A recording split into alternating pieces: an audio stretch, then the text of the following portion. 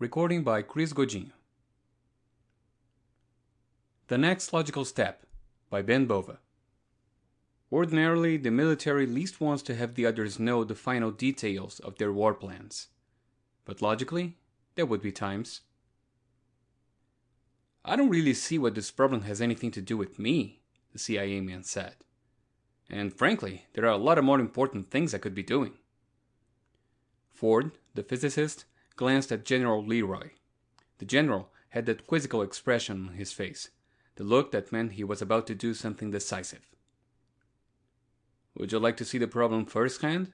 The general asked, innocently. The CIA man took a quick look at his wristwatch. Okay, if it doesn't take too long.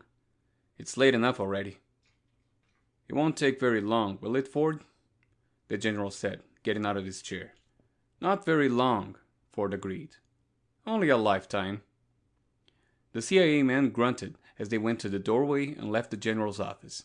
Going down the dark, deserted hallway, their footsteps echoed hollowly. I can't overemphasize the seriousness of this problem, General Leroy said to the CIA man.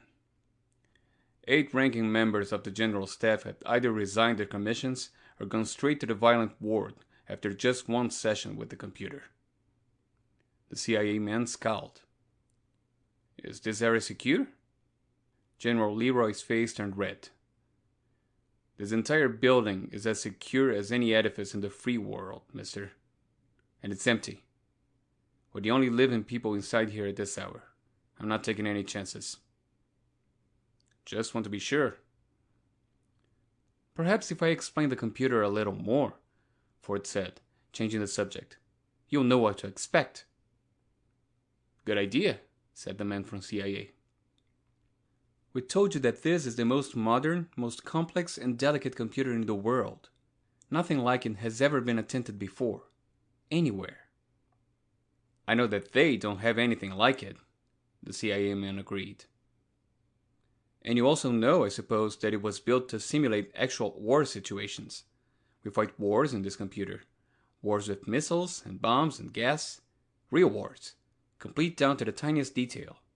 The computer tells us what will actually happen to every missile, every city, every man. Who dies, how many planes are lost, how many trucks will fail to start on a cold morning, whether a battle is won or lost. General Leroy interrupted.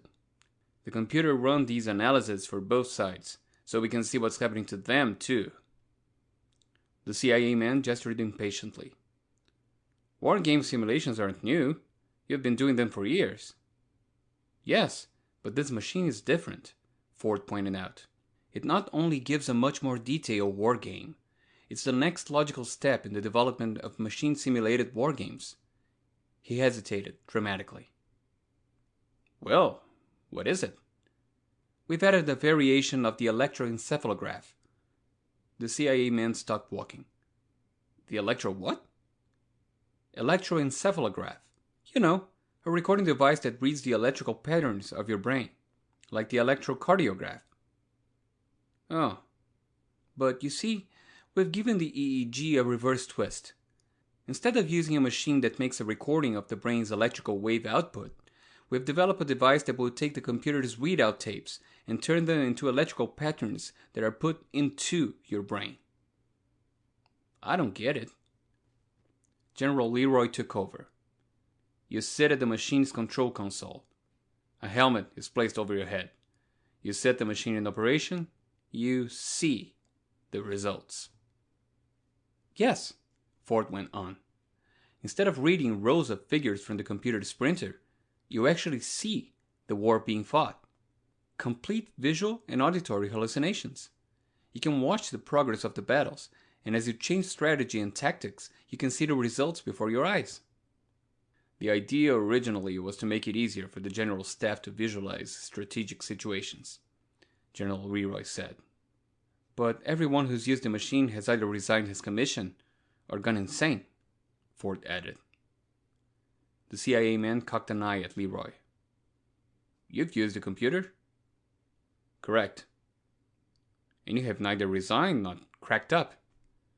General Leroy nodded. I called you in. Before the CIA man could comment, Ford said, "The computer is right inside this doorway. Let's get this over with, while the building is still empty." They stepped in. The physicist and the general showed the CIA man through the room-filling rows of massive consoles. "It's all transistorized and subminiaturized, of course," Ford explained. "That's the only way we could build so much detail into the machine and still have it small enough to fit inside a single building." "A single building?" "Oh yes, this is only the control section. Most of this building is taken up by the circuits, the memory banks, and the rest of it." "Mm-hmm." They showed him finally to a small desk, studded with control buttons and dials. The single spotlight above the desk lit it brilliantly, in harsh contrast to the semi-darkness of the rest of the room. "Since you've never run the computer before," Ford said, "General Leroy would do the controlling. You just sit and watch what happens." The general sat in one of the well-padded chairs and donned a grotesque headgear that was connected to the desk by a half-dozen wires. The CIA man took his chair slowly. When they put one of the bulky helmets on him, he looked up at them, squinting a little in the bright light. This isn't going to, well, do me any damage, is it?" "My goodness, no," Ford said. "You mean mentally?" "No, of course not. You're not in the general staff, so it won't affect you the way it did the others. The reaction has nothing to do with the computer, per se." "Several civilians have used the computer with no ill effects," General Leroy said. "Ford has used it many times." The CIA man nodded, and they closed a transparent visor over his face. He sat there and watched General Leroy press a series of buttons, then turn a dial. "Can you hear me?" The general's voice came muffled through the helmet. "Yes," he said. "All right, here we go. You're familiar with Situation 121? That's what we're going to be seeing." Situation 121 was a standard war game. The CIA man was well acquainted with it. He watched the general flip a switch, then sit back and fold his arms over his chest. A row of lights on the desk console began blinking on and off. 1, 2, 3. Down to the end of the row, then back to the beginning again. On and off, on and off. And then, somehow, he could see it. He was poised incredibly, somewhere in space, and he could see it all in a funny, blurry, double-sided, dreamlike way.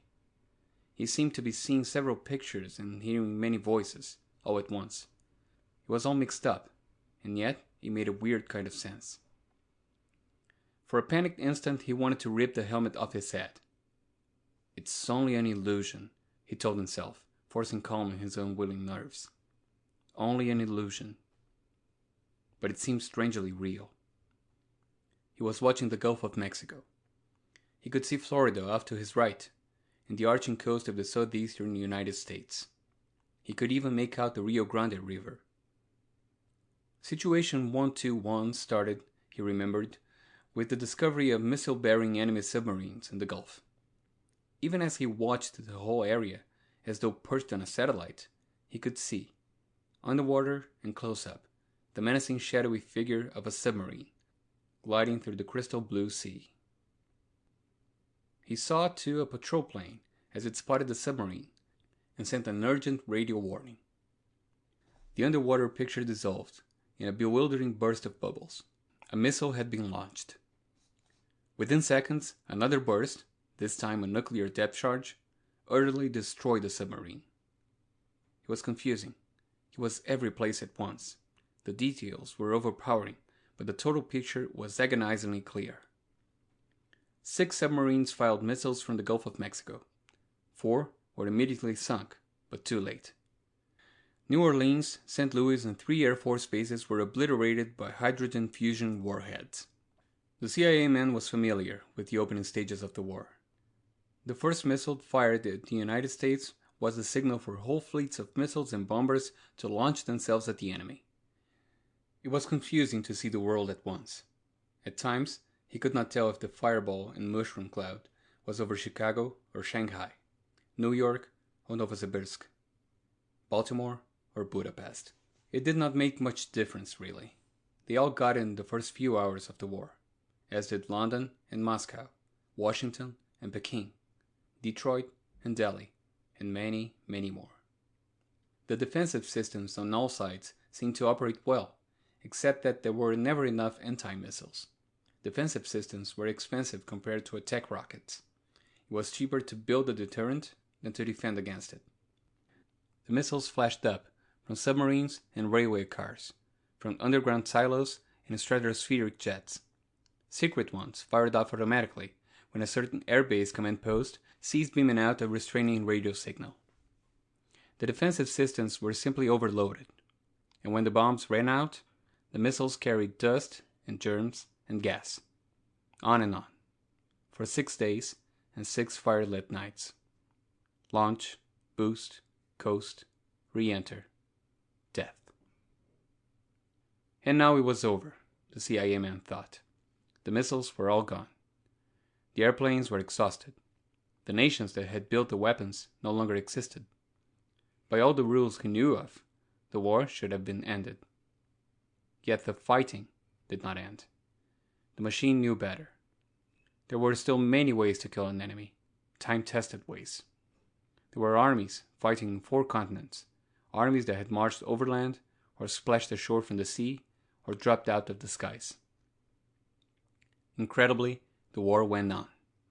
When the tanks ran out of gas, and the flamethrowers became useless, and even the prosaic artillery pieces had no more rounds to fire, there were still simple guns, and even simpler bayonets and swords. The proud armies, the descendants of the Alexanders and Caesars and Temujins and Wellingtons and Grants and Rommels, relived their revolution in reverse.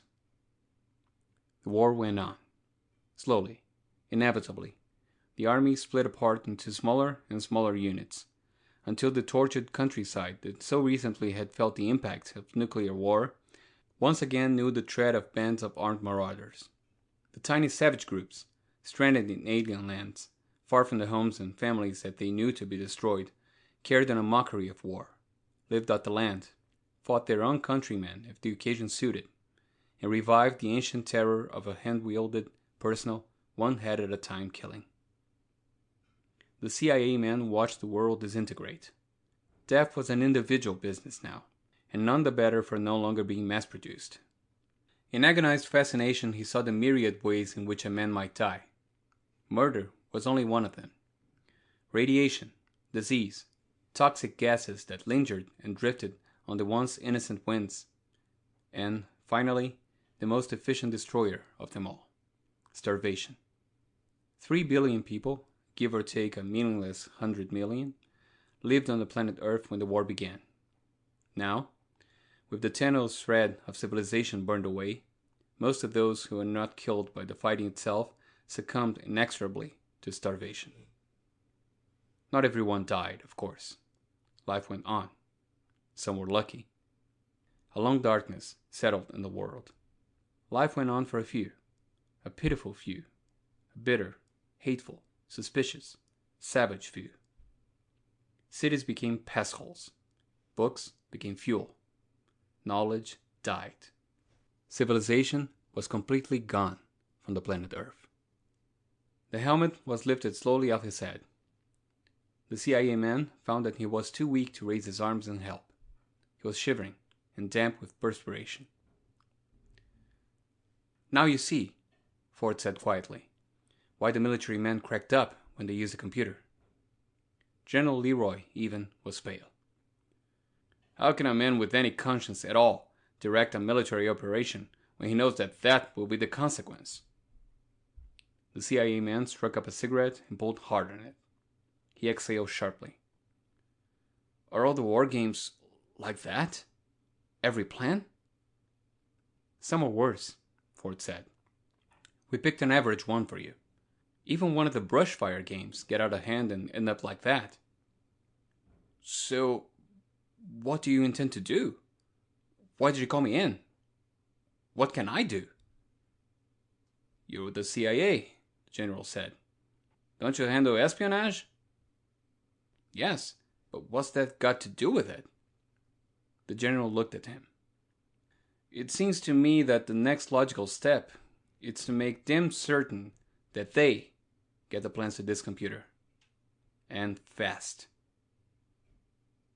The end of The Next Logical Step by Bova.